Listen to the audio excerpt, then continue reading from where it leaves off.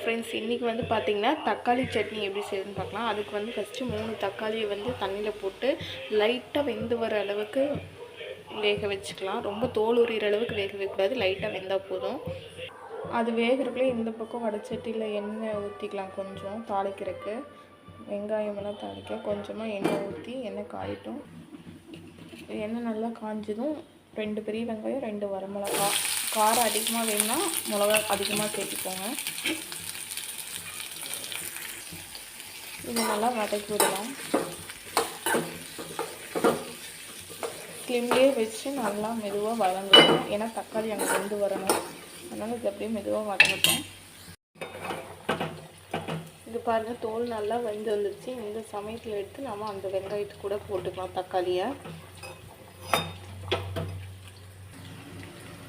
வெங்காயமும் பார்த்திங்கன்னா லைட்டாக வெந்து வந்துடுச்சு. இந்த டைமில் அந்த தக்காளியை எடுத்து நம்ம இது கூட சேர்த்துக்கலாம்.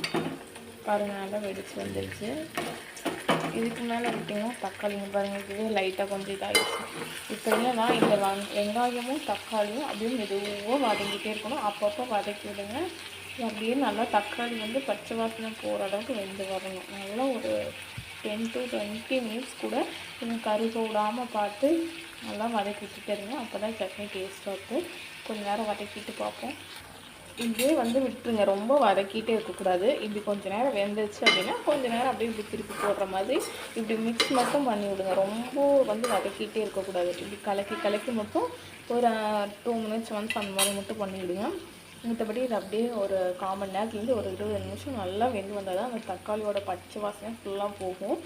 அதனால சும்மா அப்படி கலக்கி மட்டும் விட்டால் போதும். ஒரு 10 நிமிஷத்துக்கு மேலே பாருங்கள். ஒரு 15 நிமிஷம் வணக்கத்துக்கு இப்படி ஆகிடுச்சு. வெங்காயமெல்லாம் சுருங்கி தக்காளியெல்லாம் பாருங்கள் அந்த எண்ணெயில் நல்லா வறுபட்டு வந்திருக்கு. இந்த மாதிரி நல்லா இன்னொரு 5 நிமிஷம் வதக்கி எடுத்துக்கலாம்.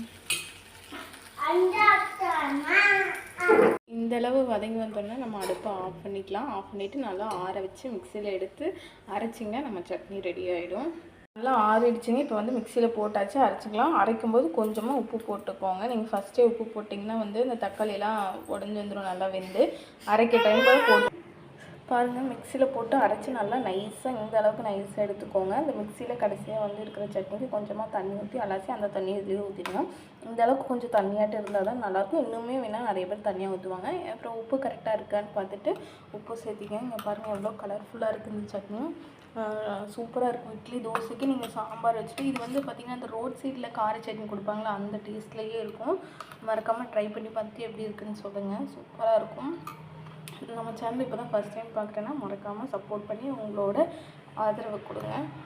இதை மறக்காமல் ட்ரை பண்ணி பாருங்கள். ஈஸியாகவும் இருக்கும். ஒரு 5 மினிட்ஸ் தான் அந்த வேகிற டைம் தான். நீங்கள் அடுப்பில் வச்சுட்டு வேக வச்சுட்டு நீங்கள் பாட்டுக்கு உங்கள் வேலையை பார்க்கலாம். அப்பப்போ கிளறி விட்டுட்டு நீங்கள் மற்ற வேலை எல்லாமே செஞ்சுக்கலாம். ஈஸியாகவும் இருக்கும், டேஸ்ட்டாகவும் இருக்கும். மிளகா மட்டும் உங்கள் காரத்துக்கு தகுந்த மாதிரி அட்ஜஸ்ட் பண்ணி போட்டுக்கோங்க. Bye friends.